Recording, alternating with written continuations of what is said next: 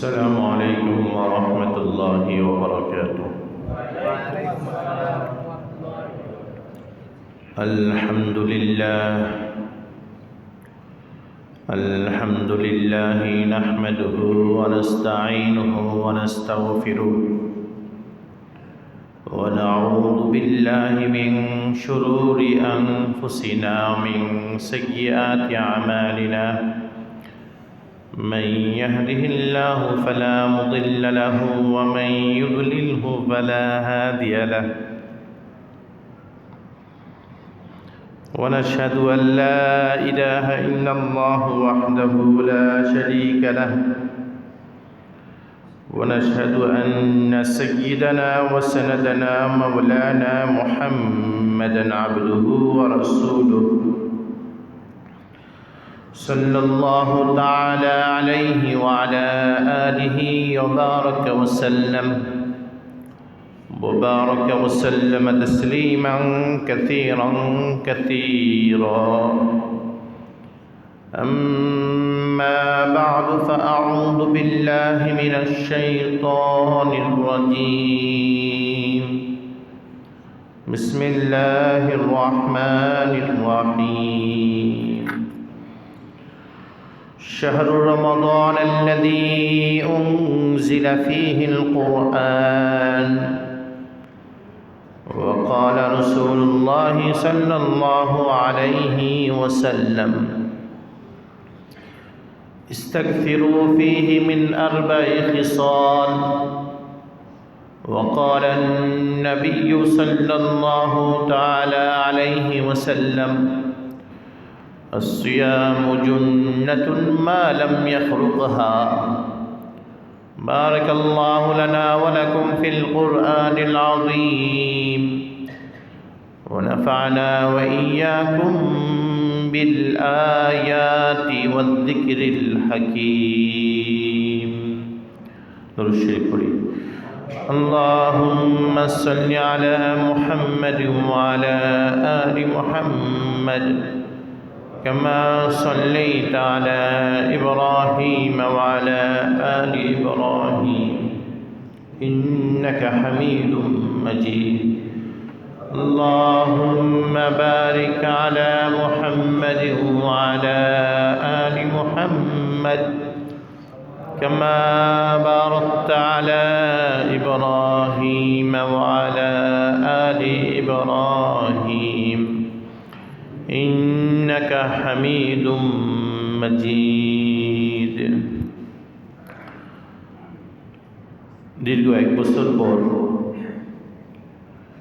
পবিত্র মাহে রমজানের প্রথম জুমায়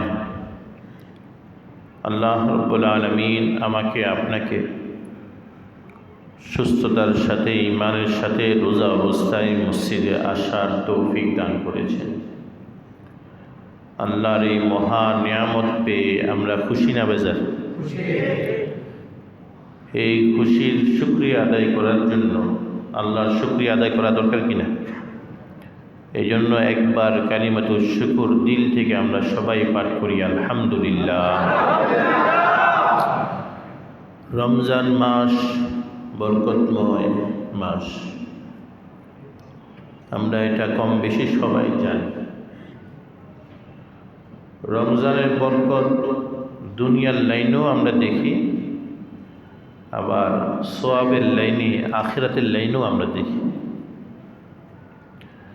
দুনিয়ার লাইনের কথা আগে আলোচনা করি, কারণ আমরা দুনিয়ার মধ্যেই আছি।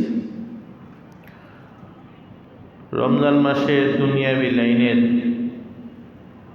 শুধু মুসলমান না, সারা পৃথিবীর সমস্ত মানুষের রিজিক বৃদ্ধি পায়। সুবহানাল্লাহ। আমাদের চোখে এটা দিবালোকের ন্যায় স্পষ্ট, সুতরাং এটা ব্যাখ্যা দিয়ে বিশ্লেষণ করে আলোচনা করার সময় আর আমাদের দরকার নেই, সময় ক্ষেপণ করার দরকার নেই। রমজান মাসের মধ্যে দুনিয়াবি লাইনে যে আল্লাহ বরকত দেন মুসলিম অমুসলিম সকলকে, এটা দিবালোকের ন্যায় স্পষ্ট। রোজা যে রাখে সে বরকত পায় বেশি, রোজা যে রাখে না সেও বরকত থেকে মাহরুম হয় না। বাকি রমজান পাওয়ার পরেও যদি নিজেকে মাফ করাইতে না পারি, তাহলে এটাও এক ধরনের বদনসিব, কপাল পোড়ার লক্ষণ। আর রমজান মাসে আখিরাতের লাইনে, সওয়াবের লাইনে বরকত কি? সওয়াবের লাইনের বরকত এই যে অন্য মাসে একটা ফরজ ইবাদত করলে যেই পরিমাণ সওয়াব হয়, রমজান মাসে ফরজ ইবাদত করলে সওয়াবটা 70 গুণ বাড়ায় দেওয়া হয়। যাকাত আপনি অন্য মাসে দিবেন, আপনার যাকাত যা আসছে, ধরেন আপনার যাকাত 20,000 টাকা আসছে, তাহলে 20,000 টাকার যাকাত দিলে 20,000 টাকার যাকাতের সওয়াব হবে অন্য মাসে। আলবাত্তা রমজান মাসে যদি আপনি যাকাত দেন, তাহলে এরকম 20টাকে 70 দিয়ে গুণ হলে কি পরিমাণ টাকা হবে? ওই পরিমাণ টাকা দান করার সওয়াব, যাকাত দেওয়ার সওয়াব আপনার আমলনামায় লেখা হবে। রমজান মাসে গতকালকে আমি জিনিসটা ভাবতেছিলাম, ভাবনা আপনাদেরকে শেয়ার করি। রমজান মাসে আমরা যে তারাবির নামাজ পড়ি, বলেন তো তারাবির নামাজ ফরজ না সুন্নত? বলেন, ফরজ না সুন্নত? সুন্নত। 2 করে 20 রাকাত তারাবির নামাজ পড়ি, সুন্নত আদায় করি। এই 20 রাকাত যদি তারাবি না পড়া অন্য মাসে যদি আমরা 2 করে নফল নামাজ পড়তাম, মনে করেন তাহাজ্জুদ পড়লাম বা এমনি নফল পড়লাম অন্য মাসে, দিন হোক রাত্রে হোক, তাহলে সওয়াব কিন্তু সুন্নত নামাজেরই সওয়াব হবে বা নফল নামাজেরই সওয়াব হবে। কিন্তু রমজানে যে আপনি আর আমি তারাবির নামাজ সুন্নত পড়লাম, সুন্নত তারাবি নামাজটা পড়লাম, এর সওয়াবটা কেমন হবে? সকালবেলায় ফজরের 2 রাকাত ফরজ নামাজ পড়লে যেই পরিমাণ সওয়াব হয়, 20 রাকাত তারাবির প্রত্যেক 2 রাকাতে ফজরের ফরজ নামাজের সওয়াব আমলনামার মধ্যে লিখে দিবে। হাকিমুল উম্মত মুজাদ্দিদুল মিল্লাত হযরত মাওলানা ও আওলানা শাহ আশরাফ আলী থানভী কুদ্দিসা সিররুহু, যার কথা না টানলে ওলামাদের বয়ানই তৃপ্তি হয় না, 2800টা কিতাব লিখছেন এবং তিনি ঢাকাতে সর্বপ্রথম মাদ্রাসা প্রতিষ্ঠা করেন, তাঁতিবাজার ইসলামিয়া মাদ্রাসা। তৎকালীন নওয়াব বাড়ির নওয়াব খাজা আহসানুল্লাহ এবং তার সন্তান নওয়াব সলিমুল্লাহ, তারাই হাকিমুল উম্মতকে ঢাকায় আমন্ত্রণ করে এই তাঁতিবাজার ইসলামিয়া মাদ্রাসাটা প্রতিষ্ঠা করছে। 1920 সনে প্রতিষ্ঠিত, হিসাব করলে দেখা যায় এখন 2025, তার মানে 105 বছর হয়েছে। হাকিমুল উম্মতের খলিফারা পরবর্তীতে ঢাকাতে 3 খলিফা মিলে, 3 জন মুরিদ মিলে, হাফিজজি, পীরজি, শামসুল হক ফরিদপুরি, 3 জন মিলে পরবর্তীতে ঢাকাতে বড়কাটারা মাদ্রাসা করেন। এরপরে একজন থেকে যান, 2 জন হাফিজজি আর ফরিদপুরি, এই 2 জন যা লালবাগ করেন। লালবাগের পরে আবার হয় ফরিদাবাদ মাদ্রাসা। এভাবে হচ্ছে, কিন্তু সর্বপ্রথম হাকিমুল উম্মত হযরত মাওলানা আশরাফ আলী থানভী রহমতুল্লাহি আলাইহি, যিনি আমাদের বাংলা মুলুকে এই অঞ্চলে না হলেও ইন্ডিয়ার সেই মুজাফফরনগর এলাকায় বাসিন্দা হয়েও তিনি আমাদের বাংলা মুলুকে এলে আমাদের জন্য শিক্ষা ব্যবস্থা চালু করে দিয়েছে। হযরত হাকিমুল উম্মত মাওলানা আশরাফ আলী থানভী রহমতুল্লাহি আলাইহি রমজানের নফল ইবাদত যে ফরজের সমতুল্য হয়ে যায়, এর আলোচনা তাৎপর্য বর্ণনা করতে গিয়ে হযরত হাকিমুল উম্মত থানভী রহমতুল্লাহি আলাইহি মাওয়াইজে হাকিমুল উম্মতে লিখছেন, কেউ যদি অন্য মাসে, ধরেন যে অন্য মাসে 1000 রাকাত নফল নামাজ পড়ছে। 1000 রাকাত। কত রাকাত ভাই? হযরত থানবী উল্লেখ করছেন, ধরেন 1000 রাকাত, এর বেশিও ধরতে পারে।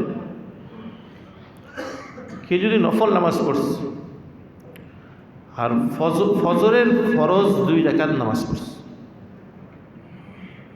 ফজরের ফরজ 2 রাকাত নামাজটাকে আমলের দাড়িপাল্লায়, নির্বাচনের দাড়িপাল্লা না, আমলের দাড়িপাল্লায়, আমলের দাড়িপাল্লায় যদি ফজরের ফরজ 2 রাকাত নামাজটা রাখা হয় এক পাল্লায়, আর ওই 1000 যে নফল নামাজ পড়ছে 2 রাকাত 2 রাকাত করে, এগুলোকে যদি আরেক পাল্লায় রাখা হয়, তাহলে বলেন তো এই 1000 নফল নামাজের পাল্লাটা ভারী হবে নাকি 2 রাকাত ফজরের ফরজের পাল্লা ভারী হবে? বলেন, কথা বলেন। 2 রাকাত ফরজের 2 রাকাত ভারী হবে। তার মানে নফল কোনো সময় ফরজের সমতুল্য হতে পারে না, কোনো সময় হতে পারে না।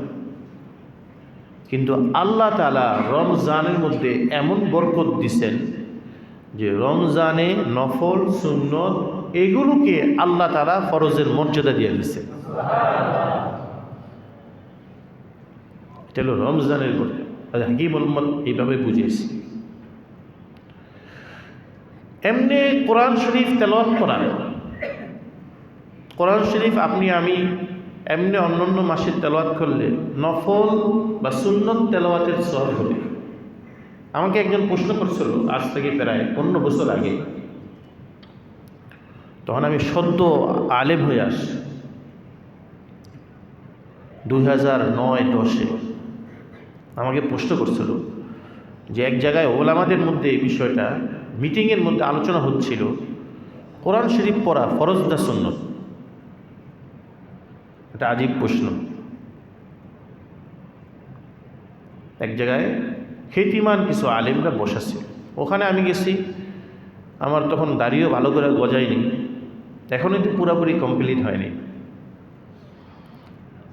ওই সময় আমি শুকনা হ্যাংলা পাতলা ছিলাম, কে আমাকে চিনে? আর এখনও তো আমাকে কেউ চিনে না। আর আমি মনে করি আমাকে কেউ না চিনলে এটা আমার জন্য ভালো।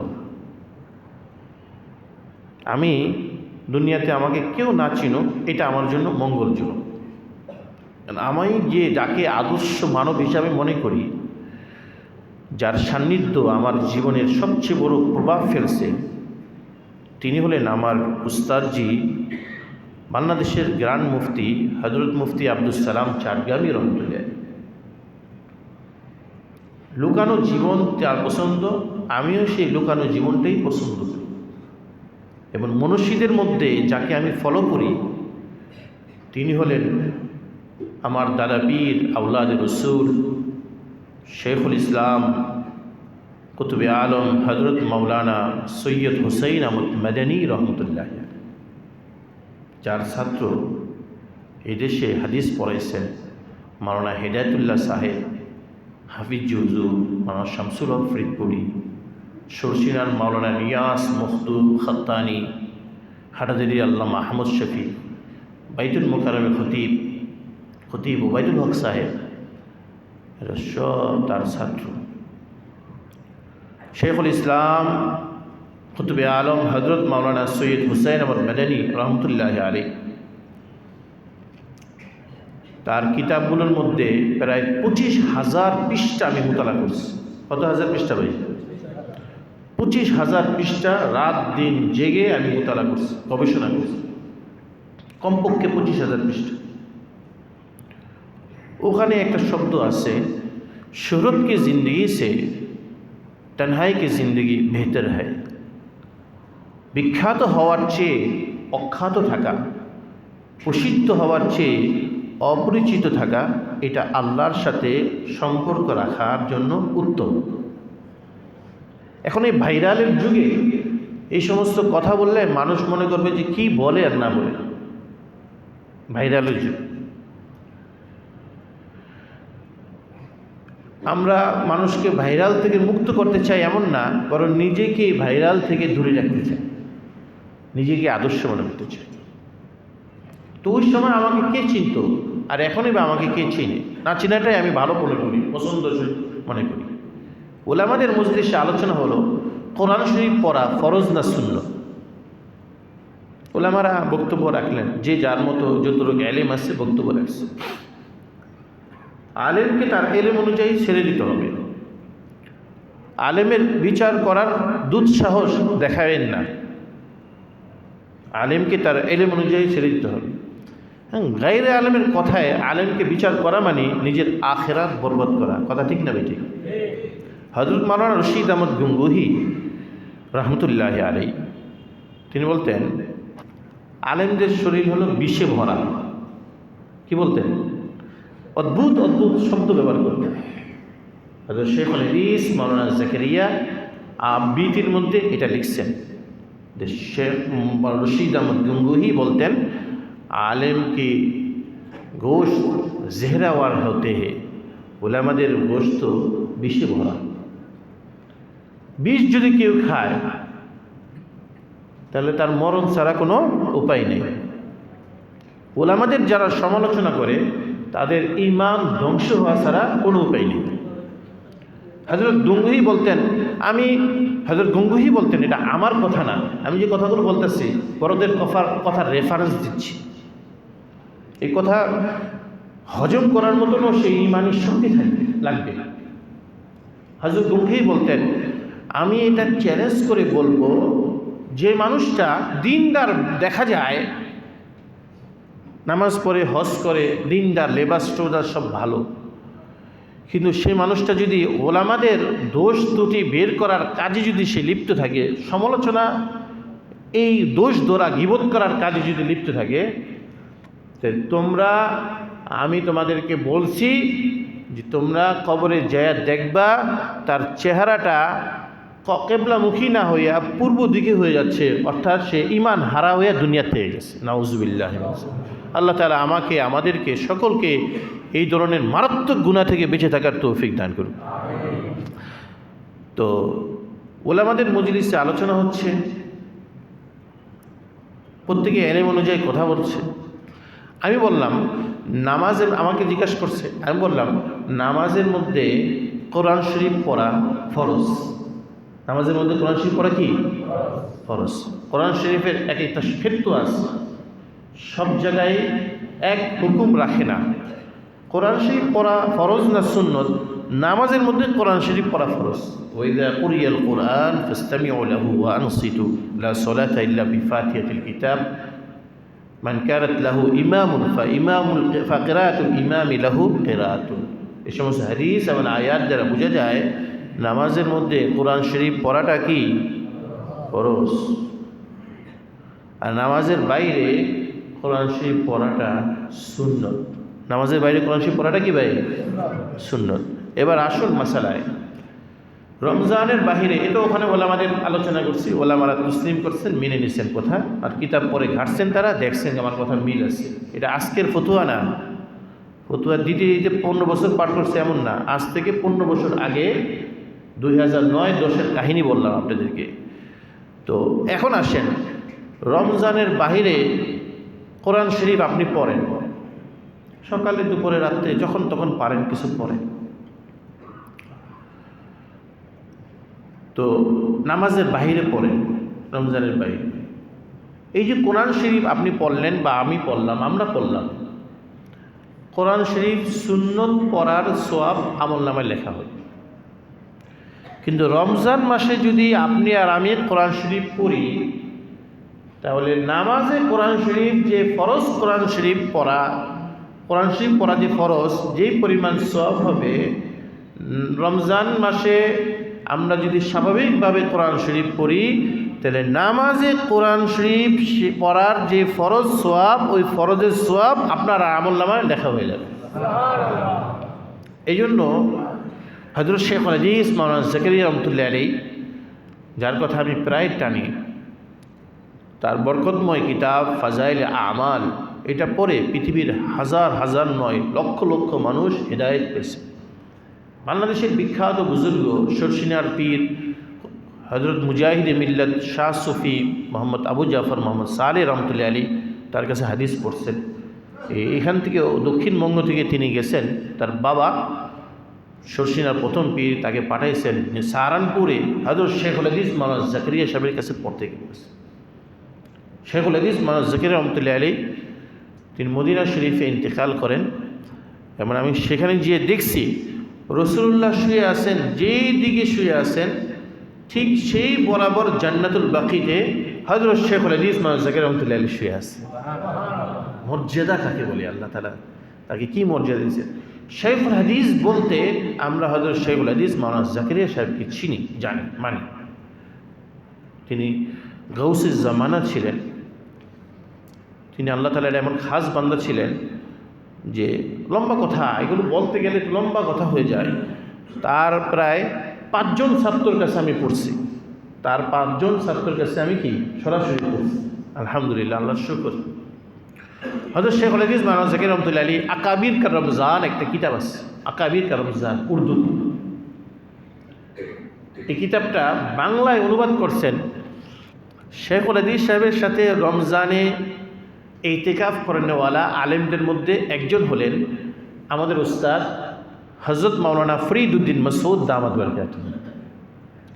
তিনি হযরত শেখুল হাদিস সাহেবের সাথে সাহারানপুরে, ইন্ডিয়ার সাহারানপুরে রমজানে ইতিকাফ করছেন এবং ইতিকাফ করা অবস্থায় শেখুল হাদিসের এই উর্দু কিতাবটা তিনি বাংলায় অনুবাদ করে रमज़ान पर देखाइছেন যে हज़रत ये आपकी उर्दू वाली रिसाला है, मैं इसके बांग्ला तर्जुमा कर किया है।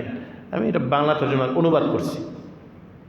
সেই আকাবির কা রমজান ইসলামী ফাউন্ডেশনে আছে বুজুর্গদের রমজান এই নামে, বা আকাবিরের রমজান, রমজান সাধনা এই নামে ইসলামী ফাউন্ডেশন থেকে ছাপছে, বিভিন্ন লাইব্রেরি থেকে ছাপছে, দেখবেন সেখানে। সেখানে আছেন মুহাদ্দিসরা যারা সারা বছর হাদিস পড়ান, বুজুর্গরা যারা সারা বছর মানুষের দুয়ারে দুয়ারে গিয়ে বিভিন্ন দেশের প্রত্যন্ত অঞ্চলে গিয়ে মানুষকে হেদায়েতের ওয়াজ শোনান, ওয়াজ নসিহত করেন, বয়ান করেন। মুজাহিদরা যারা সারা বছর ইসলামী সালতানাতে থেকে কাফের বাহিনীর সাথে লড়াই করেন। এই 3 শ্রেণীর মানুষ, মুহাদ্দিস যারা সারা বছর হাদিস পড়ান, বুজুর্গরা যারা মানুষের মধ্যে হেদায়েতের মেহনত করেন, মিশন জারি রাখেন, এবং মুজাহিদ যারা সারা বছর জিহাদ করেন। 3 শ্রেণীর মানুষ রমজান মাস আসলে সব বাদ দিয়ে শুধুমাত্র কোরআন শরীফ পড়েন। সুবহানাল্লাহ। কেন? রমজান মাসে প্রতিটা তেলাওয়াতে নামাজে তেলাওয়াত করার সওয়াব আমলনামার মধ্যে লেখা হয়ে যায়। আমাদের দাদা পীর, যার নাম কিছুক্ষণ আগে বললাম, আমাদের জীবনের সর্বময় আদর্শের এক মহামানব শেখুল ইসলাম সৈয়দ হুসাইন আহমদ মাদানী, যার সম্পর্কে আমাদের দেশের মাওলানা শামসুল হক ফরিদপুরি বলতেন, যদি পৃথিবীর সমস্ত কিতাবগুলো খোদা নাকাস্তা আগুনে জ্বালায় দেওয়া হয় এবং কিংবা পৃথিবীর সমস্ত কিতাবগুলো যদি নদীর মধ্যে, পানির মধ্যে ভাসায় দেওয়া হয়, এরপরে যদি আওলাদ রসুল হুসাইন আহমদ মাদানীকে বলা হয় এই কিতাবগুলো আবার লিখে দেন, বুখারী শরীফ দুনিয়াতে নাই, নদীতে ভাসিয়ে দেওয়া হয়েছে, ফতোয়া শামী দুনিয়াতে নাই, এগুলো আগুনে জ্বলে পুড়ে সারখার হয়ে গেছে। সব কিতাব যদি জ্বালায় পুড়ে কিংবা আগুনে কিংবা নদীতে ভাসিয়ে দেওয়া হয়, এরপরে যদি এই মহামানব শেখুল ইসলাম সৈয়দ হুসাইন আহমদ মাদানীকে বলা হয় আপনি এই কিতাবগুলো আবার লিখে দেন, তাহলে তিনি সেই কিতাবগুলো একেবারে নুক্তার পরিবর্তন ছাড়া, লাইন তো পরের কথা, নুক্তা, এই নুক্তার পরিবর্তন ছাড়া, জবর জেরের পরিবর্তন ছাড়া আবার সব কিতাবগুলো আগের মতন লিখে দিতে পারবেন। হযরত মাওলানা শামসুল হক ফরিদপুরি এই কথা বলার পরে তিনি লিখছেন যে কেউ বলতে পারে যে আমি এটা বাড়াবাড়ি বলতেছি, আমি আওলাদ রসুল হুসাইন আহমদ মাদানী সম্পর্কে এই কথাটা বাড়ায় বলতেছি, কেউ বলতে পারে, কিন্তু আসলে আমি একটুও বাড়ায় বলি নাই। কারণ এই বিদ্যাসাগরের সামনে আমি 1 বছর বুখারী শরীফের ক্লাস করে বুঝতে পারছি এই সূর্যের আলোর যে প্রখরতা, এর কাছে দুনিয়ার কোনো বাতি জ্বলতে পারে না। সুবহানাল্লাহ। এই জন্য তাকে মদিনা শরীফ থেকে চিঠি দিয়ে দাওয়াত দিয়ে তাকে ইন্ডিয়াতে গঙ্গুতে ডেকে এনে হযরত মাওলানা রশিদ আহমদ গঙ্গুহি তাকে নিজের পাগড়ি পরায়া খেলাফত দিয়ে দিয়েছেন। সুবহানাল্লাহ। আর তার খলিফা হলেন হাটাজারি মাদ্রাসার সাবেক মুহতামিম, আমাদের পীর হেফাজতে ইসলাম, তৎকালীন হেফাজতুল ইসলাম, এখন না, তৎকালীন হেফাজতে ইসলামের আমির শেখুল ইসলাম হযরত মাওলানা শাহ আহমদ শফি রহমতুল্লাহ। তো বলতেছিলাম যে আকাবির কার শেখুল ইসলাম সৈয়দ হুসাইন মাদানীর কথা আকাবির কা রমজান কিতাবে শেখ জাকারিয়া লিখছেন যে রমজান মাস আসলে হযরত মাদানী সারা দেশের সমস্ত প্রোগ্রাম বন্ধ করে দিতেন, এবং হাদিস পড়ানো, দেবুল মাদ্রাসায় বুখারী শরীফ পড়াইতেন, সব বন্ধ করে দিতেন। রাজনীতি করতেন, জমিয়তে উলামায়ে হিন্দ এবং তৎকালীন কংগ্রেসের সাথে যুক্ত ছিলেন, ব্রিটিশ বিরোধী রাজনীতি করতেন, ব্রিটিশ বিরোধী রাজনীতি, এগুলো সব বন্ধ করে দিতেন। সমস্ত সফর ঠফর, সমস্ত কায় কারবার বন্ধ করে দিতেন। রমজান মাস আসলে তিনি দেবন্দে তিনি মসজিদের মধ্যে পড়ে শুধুমাত্র কোরআন শরীফ পড়ার মধ্যে মগ্ন থাকতেন। সুবহানাল্লাহ। আমরা তার খলিফাকে হাটাজারি মাদ্রাসায় পুরান মসজিদে তার খলিফা আল্লামা আহমদ শফিকে আমরা ঠিক এমনটাই দেখছি। একটা কথা বলি, আল্লামা আহমদ শফির কথা যখন আসছেই তখন তার কাছে বলি, তার থেকে আমি এটা শিখছি, আবার আমার থেকে আপনারা শিখে নেন। অনেক মানুষ আছে রমজান, অনেক মানুষ আছে যারা বলে যে আমরা তো তাহাজ্জুদ পড়তে পারি না। কি করতে পারি না ভাই? আসলে বাস্তবতা, অনেকেই তাহাজ্জুদ পড়তে পারে না, আমরা তাহাজ্জুদ পড়তে পারি না।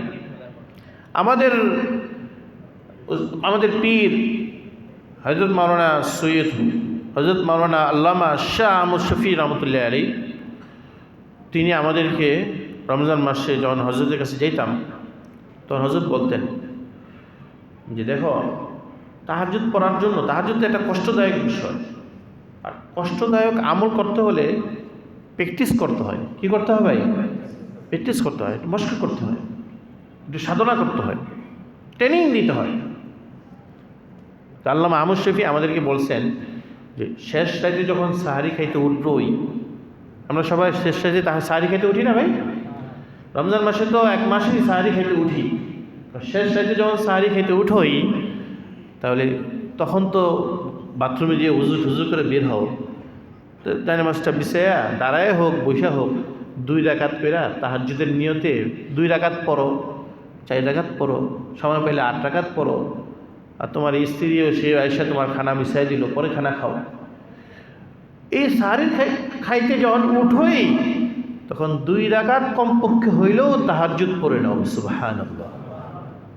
আমি এই জিনিসটা অনেকদিন ধরে আপনাদের কাছে বলবো, কিন্তু বলা হয় না।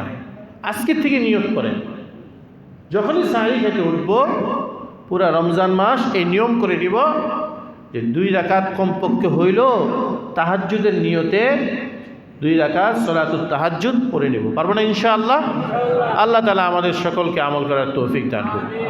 অনেক সময় এরকম হবে, স্ত্রী তরকারির গরম দিতে দিতে দিতে দিতে আপনি 2 রাকাত করে 8 রাকাত পড়ে ফেলতে পারবেন ইনশাআল্লাহ। শুরু রাত্রে 20 রাকাত তারাবি পড়লেন, আবার শেষে রাইতে কিয়ামুল লাইল তাহাজ্জুদ পড়লেন। আলহামদুলিল্লাহ। আমল আর আমল সে জিন্দগি বনতি হ্যায়, জন্নত भी জাহান্নাম भी। আমলের দ্বারা তো আখিরাতের জীবন গঠিত হয়, জান্নাতও হয়, জাহান্নামও। আপনি আর আমি আমল করব তা আমলে বৃদ্ধি হয়ে যাবে। এই যে রমজান মাস সম্পর্কে বললাম, রমজান মাসের গুরুত্বপূর্ণ ইবাদত হলো কোরআন শরীফের তেলাওয়াত। কোরআন শরীফের শুধু 1 খতম দিব, আধা খতম দিব, 2 খতম দিব, এই খতমের নিয়তে পড়েন না। সময় পাইছেন, মসজিদে আসছেন, সময় পেয়েছেন, আপনি কোরআন শরীফটা নিয়ে একটু পড়তে থাকেন। সব জায়গায় আপনি ভালো করে পড়তে পারেন না, আপনি শেষ দিক দিয়া আলম তারা দিয়া ওখান দিয়ে ভালো করে পড়তে পারেন, আপনি ওইটাই পড়েন। আর আমি তো মাগরিবের নামাজে ইচ্ছা করি না, মাগরিবের নামাজে আলম তারা থেকে নিয়ে একদম নাস পর্যন্ত এগুলো আমি 2 দিন মাগরিবের নামাজে পড়ি। কেন ছোট ছোট সূরা পড়ি? আমাদের উস্তাদজি হযরত মুফতি আব্দুল সালাম চাটগামী রহমতুল্লাহ আলী থেকে আমি শিখছি এটা, যে আমি যদি মাগরিবের নামাজে ছোট ছোট সূরা পড়ি, যে আলাম তারা যেগুলো মুসল্লিরা জানে, লিলাফি কুরাইশ যেগুলো মুসল্লিরা জানে, নাস ফালাক এগুলো মুসল্লিরা জানে, আমি যদি এটা পড়ি তাহলে আমার তেলাওয়াতটা মুসল্লিরা ফলো করবে। আর এই ফলো করার দ্বারা তারা তেলাওয়াতে যে কি ভুল করতেছে না করতেছে, এটা আমার তেলাওয়াত শুনে শুনে অটোমেটিক কী হয়ে যাবে, ঠিক হয়ে যাবে, অটোমেটিক কী হয়ে যাবে। এই জন্য রাসূল আকরাম সাল্লাল্লাহু আলাইহি ওয়াসাল্লামের মাগরিবের নামাজ পড়ার যে বিবরণ হাদিসের কিতাবগুলোতে পাওয়া যায়, সেখানে আছে মাগরিবে কিসারে মুফাসসাল সুন্নাত। কিসারে মুফাসসাল মানে ছোট ছোট সূরা দিয়ে মাগরিব পড়া, এটা কি নবীজির আমল সুন্নাত। কোথাও যদি যাওয়া হয়, আমাদের শেখ রহমতুল্লাহ আলাইহি যখন কোথাও যাইতেন, বর্তমান শেখ যাত্রাবাড়ির হুজুর যখন কোথাও যান, যা যদি দেখে ইমাম সাহেব লম্বা কেরাত ধরছে মাগরিবে, নামাজের পরে ইমাম সাহেবকে কাছাকাছি ডেকে পরে বলেন যে क्या मगरिब में तिवाल मुफस्सल सुन्नत है, মাগরিবে কি লম্বা পড়া এটা কি সুন্নত কিনা? মাগরিবে তো সুন্নত হলো ছোট ছোট সূরা পড়া। এই ছোট ছোট সূরা পড়ার অর্থ এটা না যে ইমাম সাহেব কম জাননেওয়ালা, বরং ইমাম সাহেব জাননেওয়ালা হওয়ার পরেও ইমাম সাহেব বড় জাননেওয়ালা, যে ইমাম সাহেব চান যে তার তেলাওয়াত শুনে শুনে যিনি মুক্তাদির তেলাওয়াত কী হয়ে যায়, ঠিক হয়ে যায়। এই জন্য মাগরিবে আমি আলাম তারা আর লিলাফি কুরাইশ একদিন পড়ি, পরের দিন আরওয়াইতুল্লাযী ইন্না আতাইনা আরেকদিন পড়ি, তারপর কুল ইয়া আইয়ুহাল কাফিরুন ইযা জা নাসরুল্লাহ এটা আরেকদিন পড়ি, এরপর আরেকদিন তাব্বাত ইয়াদা কুল ওয়াল্লাহ দিয়ে পড়ি, এরপর আরেকদিন ফালাক আর নাস দিয়ে পড়ি, যাতে এইগুলো শুনে শুনে ঠিক হয়ে যায়। তো এখান থেকে কথাটা বের হয়েছিল যে রমজান মাসে আপনি কোরআন শরীফ নিয়ে বসবেন, খতম উঠাইতে পারেন আর না পারেন, আমি আবার বলি, খতম উঠাইতে পারেন আর না পারেন, আপনি যদি এই 10টা সূরাই যদি মুখস্থ থাকে, রমজান মাসে আপনি 10টা সূরাই বারবার পড়েন, দেখে দেখে বারবার কোরআন শরীফ নিয়ে পড়েন, মসজিদে আসছেন পড়েন, দোকানে বসে আসেন নীরব একেলা, বেচা কিনা নাই কিছু নেই, দেখানোর জন্য না, আওয়াজ দিয়ে না, নীরবে কোরআন শরীফ পড়েন, বসে বসে বাসায় ওই কোরআন শরীফ পড়েন। মোবাইলের ভিতরে এখন সব আছে, ভালো জিনিসও আছে, খারাপ জিনিস আছে। মোবাইলটা একেবারে টিপাটিপি না করে মোবাইলের দিয়ে কোরআন শরীফ বাই করে সেখান দিয়ে কোরআন শরীফ পড়ে। উযু যদি না থাকে, পড়তেও যদি মনে না চায়, কোরআনের তেলাওয়াত মোবাইলের মধ্যে আছে কি না বলেন? পৃথিবীতে এমন কোনো কারি আছে যার তেলাওয়াত যার কোরআন তেলাওয়াতটা মোবাইলের মধ্যে পাওয়া যায় না। 50 বছর আগে শেখ আব্দুল বাসেত আব্দুল সমাদ আল মিসরি, যারে কারি বাসেত বলে, তার তেলাওয়াত কোরআন শরীফের মধ্যে এই মোবাইলের মধ্যে আছে কি না বলেন? পুরা কোরআন শরীফের মধ্যে পুরা কোরআন শরীফ তেলাওয়াত মোবাইলের মধ্যে পাওয়া যায়। সৌদি আরবের বিখ্যাত আলেমরা, সৌদি আরবের ইমাম সাহেবান, খ্যাতনামা ইমাম যারা মক্কার মদিনার, তাদের তেলাওয়াত শেখ আব্দুর রহমান আল সুদাইস, আব্দুর রহমান হুজাইফি, মাহির আল মুখাইলি, শেখ আবদুল্লাহ শুরাইম, এদের সকলের তেলাওয়াত সেখানে পাওয়া যায়। তেলাওয়াত পড়েন, শুনেন। আমাদের এক দোস্ত আছে, বন্ধু আছে, মাওলানা আতাউল করিম মাকসুদ, তিনি লিখছেন যে একসময় হাফিজদের, একসময় যারা পৃথিবী বিখ্যাত হাফিজ ছিল বাংলাদেশ সহ সারা দুনিয়ার, হাফিজদের তেলাওয়াতটা এত মিষ্টি মধুর ছিল না, কিন্তু পুরা কোরআন শরীফ তার ইয়াদটা মজবুত ছিল। পুরা কোরআন শরীফ ইয়াদটা মজবুত ছিল। স্টাইলের কোরআন শরীফ পড়তে পারতো না, কিন্তু ইয়াদ ছিল মজবুত, মুখস্থ পুরা টাটকা ছিল। আর হাল জমানায় বর্তমানে স্টাইলে কোরআন শরীফ বহুত আছে, কিন্তু ইয়াদ টাটকা না, কিন্তু স্টাইলে একদম সুন্দর টাটকা, মানে আপনার স্টাইলে পড়ে শোনাবে, কিন্তু টাটকা না। তেলাওয়াত সুন্দর হওয়া বড় বিষয় না, তেলাওয়াত শুদ্ধ হওয়া বড় বিষয়। কি হওয়া বড় বিষয় বলেন? শুদ্ধ হওয়া। এবং শুদ্ধতা এটা সকল মুসলমানের উপর দায়িত্ব। তেলাওয়াত শুদ্ধ করে পড়া এটা সকল মুসলমানের দায়িত্ব। এটা এমন না যে শুধু ইমাম সাহেব, আলেম সাহেব, হাফেজ সাহেব, কারি সাহেব ওনারাই শুধু তেলাওয়াত শুদ্ধ করে পড়বে, এমন না। প্রত্যেকটা মুসলমানের পুরা কোরআন শরীফ পড়ার দায়িত্ব না হইলেও যতটুক পরে, পুরা কোরআন শরীফ পড়ার দায়িত্ব না হইলেও যতটুক পরে অতটুকটা শুদ্ধ হওয়ার দায়িত্ব। আখলিস দীনাকা ইয়াকফিকাল আমালুল কলিল। অল্প তেলাওয়াত বিশুদ্ধ হতে হবে। অল্প তেলাওয়াত কি হতে হবে? বিশুদ্ধ হতে হবে। এই জন্য আপনি 4টা সূরা পারেন, 4টা সূরা বলে আমাদের কাছে যান, বিশুদ্ধ করেন। এটা হলো কাজের কাজ। আলেমের কাছে যে আর বিশুদ্ধ করা, আমার মসজিদের ইমাম সাহেব, আরে আমার দান দক্ষিণায় চলে, এর কাছে বিশুদ্ধ করা কেমন জানি লাগে। কোরআনের জন্য সাহাবায়ে কেরাম, বুড়া বুড়া সাহাবায়ে কেরাম, ছোট ছোট সাহাবায়ে কেরামের কাছে যেতেন কোরআনের জন্য তারা যেতেন, তারা যেয়া শিখতেন। ছোট ছোট বাচ্চা সাহাবায়ে কেরাম। আপনি একজন আলিম পেয়েছেন, একজন হাফিজ পেয়েছেন, বলেন যে সূরা ফাতিহাটা আমার ঠিক কিনা দেখেন। খুব কম মানুষ খুঁজে পাওয়া যায় যারা তেলাওয়াত শুদ্ধ করে, খুব কম মানুষ খুঁজে পাওয়া যায় তেলাওয়াতের শুদ্ধতার প্রতি খেয়াল রাখে। এই 5 দিনের ইতিকাফ করে গেছেন, ভারত থেকে আসছিলেন, ঢাকার বনশ্রী আফতাবনগরে ছিলেন, যাইতে পারিনি। হযরত আমাকে ডাকছিলেন কিন্তু আমি যেতে পারিনি। সৈয়দ আওলাদ রসুল সৈয়দ মাহমুদ মাদানী, যিনি একসময় এমপি ছিলেন ইন্ডিয়াতে, উত্তরপ্রদেশে, সৈয়দ মাহমুদ মাদানী, যার কথা বললাম, আওলাদ রসুল হুসাইন আহমদ মাদানী, আমাদের দাদা পীরের নাতি। এই আওলাদ রসুল আসছিলেন বনশ্রীতে, 1 রমজান থেকে 5 রমজান পর্যন্ত, 4 রমজান পর্যন্ত সেখানে থাকলেন, সে গেছেন। সেখানে আইসা তিনি একবারে মুসল্লিদেরকে বলছেন, যারা ইতিকাফে বসছে, 5 দিনের ইতিকাফে যারা বসছে, সবাইকে বলছেন, আমার বয়ান একটাই, কি তোমরা বসে যা শিখছো কোরআন শরীফ সেটা সহি করো। তোমরা যতটুকু সূরা পড়ছো ততটুকু সহি করো। খুব আফসোসের বিষয়, খুব লজ্জার বিষয় এবং অত্যন্ত দুঃখের বিষয় যে মুসলমান সব কাজে আগানো, কিন্তু আল্লাহর কোরআনের শুদ্ধতার কাজে একেবারে শূন্য, শুদ্ধতার কাজে। এই ব্যাপারে কোনো খেয়াল নেই।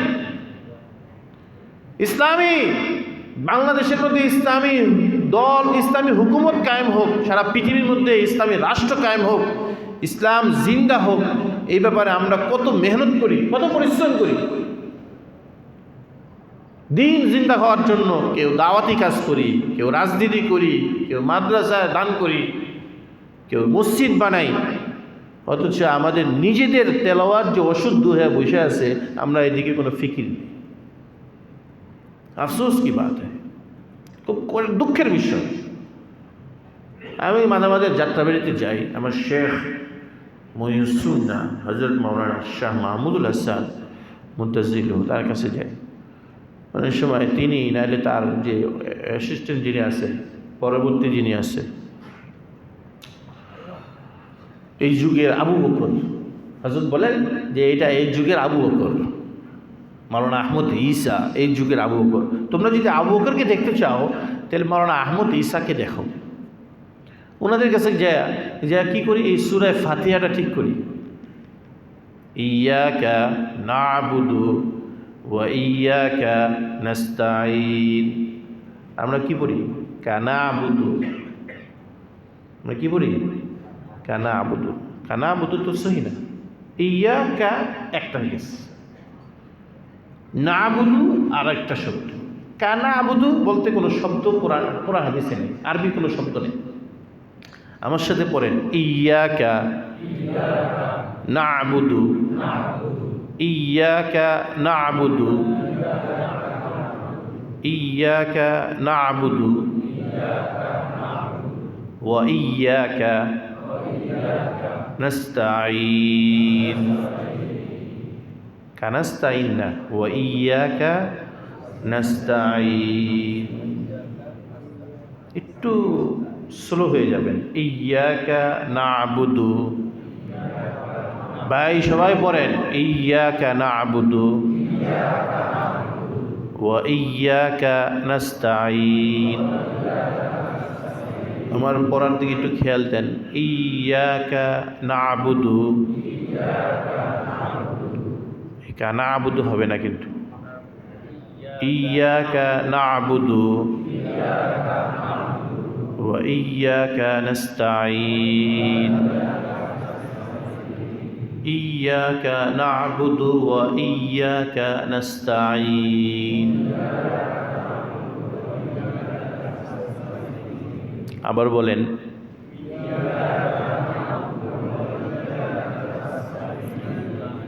আবার বলেন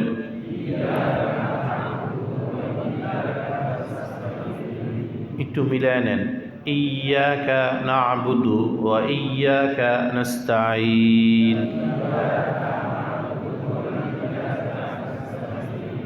আবার বলেন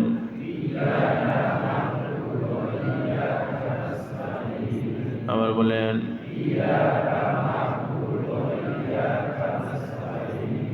আচ্ছা একটা আছে ইন্না আতাইনার মধ্যে বলেন ফাসাল্লি লিরাব্বিকা ফাসাল্লি লিরাব্বিকা ওয়ানহার ফাসাল্লি লিরাব্বিকা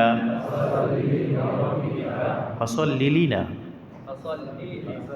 ফাসাল্লি আপনারা তো ঠিক হইবই আপনাদের হাফেজ সাহেব আপনারা ঠিক হইব আপনার নেওয়ার কথা না ফাসাল্লি লিরাব্বিকা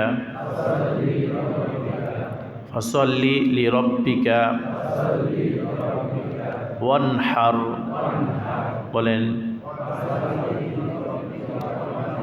ফাসাল্লি লিরাব্বিকা ওয়ানহার ফাসাল্লি লিরাব্বিকা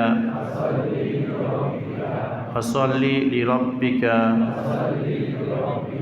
ওয়ানহার আজকের থেকে নিয়ত করেন ওয়াদা করতে হবে না নিয়ত করেন আজকে 10টা মানুষকে এই দুইটা জায়গা শিখাবো কটা মানুষকে ভাই ইয়াকা না'বুদু ওয়া ইয়াকা নাস্তাঈন একটা ফাসাল্লি লিরাব্বিকা ওয়ানহার 10টা মুসলমানকে শিখাবে আপনার সন্তান হতে পারে আপনার স্ত্রী হতে পারে আপনার কর্মকর্তা হতে পারে কিংবা আপনার বন্ধু বান্ধব হতে পারে যে 10টা মানুষকে কটা মানুষকে ভাই 10টা মানুষকে আজকে শিখাবো যখনই পাবেন তখন শিখাবো আমরা একটা জিনিস শুনি লা ইলাহা ইল্লাল্লাহ মুহাম্মাদুর রাসূলুল্লাহ লা ইলাহা ইল্লাল্লাহ মুহাম্মাদুর রাসূলুল্লাহ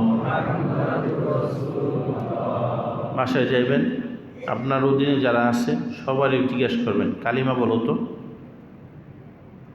পারবেন নি বলেন ইনশাআল্লাহ শরমের বিষয় এটা কোনো শরমের বিষয় না স্ত্রীকে যেই বলবেন যে আমার তোমার সাথে কথা আছে কি কথা কালিমাটা বলবেন স্ত্রী বলবে যে এত বছর ধরে সংসার করি জীবনে কোনো দিন এগুলো বললো না আজকে এসে বলতেছে কালিমাটা বলো পরে বলবেন যে দেখো এইভাবে পড়ো লা ইলাহা ইল্লাল্লাহ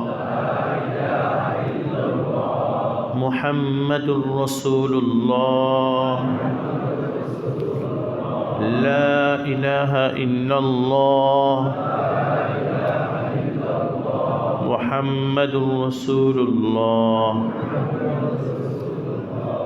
আপনার অধীনস্থ সন্তান বড় হোক ছোট হোক বুড়া হোক ঘুরা হোক ছেলে হোক মেয়ে হোক আজকে যাই সবারই জিজ্ঞেস কালিমাটা আমি মাঝে মাঝে আমি যে বাসায় থাকি আমার বাবার বাড়িতেই থাকি নিচে কিছু কিছু পোলাপান দেখলেই তো সালাম দেয় আলহামদুলিল্লাহ ছোটো ছোটো আজকে এই দাঁড়া সব দাঁড়া তোর কেমন আছিস ভালো আছিস কত মামা কালিমাটা কত বড় যেটা হয়ে যায় অনেকটা বড় মামা মনেই গেছে না আরে মামা এক গল্লিতে থাকি তুই কালিমা মনে করস না আর তুই ক আমার লগে ক একটু একটু শিখাই মামা একটু হয়েছে আবার আরেকদিন শিখুন রে আগে ঠিক আছে আরেকদিন শিখা আমাদের এটি কিন্তু কাজ কোটি টাকা দিলে যে উপকারটা করবেন তার চেয়ে বড় উপকারটা হলো এই কাজটা করা এই বড় উপকার করার জন্যই আল্লাহ তাআলা আমাদেরকে মুসলমান হিসেবে বানিয়েছেন বলেন সুবহানাল্লাহ তো আমি ভাঙ্গাচুরা বয়ান করি, আমি ওইভাবে বয়ান পারি না, গতানুগতিক রুসমি বয়ান পারি না। আমি ওলামাদের থেকে বড় আলেমদের কাছে পড়ছি দুনিয়াতে। আমি নগণ্য মানুষ, একদম গমনাম ব্যক্তি, গুনাহে ভরা ব্যক্তি, কিন্তু আল্লাহ তাআলা আমাকে বড় বড় মানুষের সান্নিধ্য দিয়েছেন যাতে আমার আখিরাতটা সুন্দর হয়। আমি চেষ্টা করব আল্লাহ তাআলা আপনাদেরকে সবাইকে যেন আল্লাহ তাআলা পরিপূর্ণ ঈমান, পরিপূর্ণ হিদায়াত নসিব করেন। বাস দাঁড়িয়ে যাই, সুন্নাত নামাজ পড়ি। ওয়া আখিরু দাওয়ানা আলহামদুলিল্লাহ।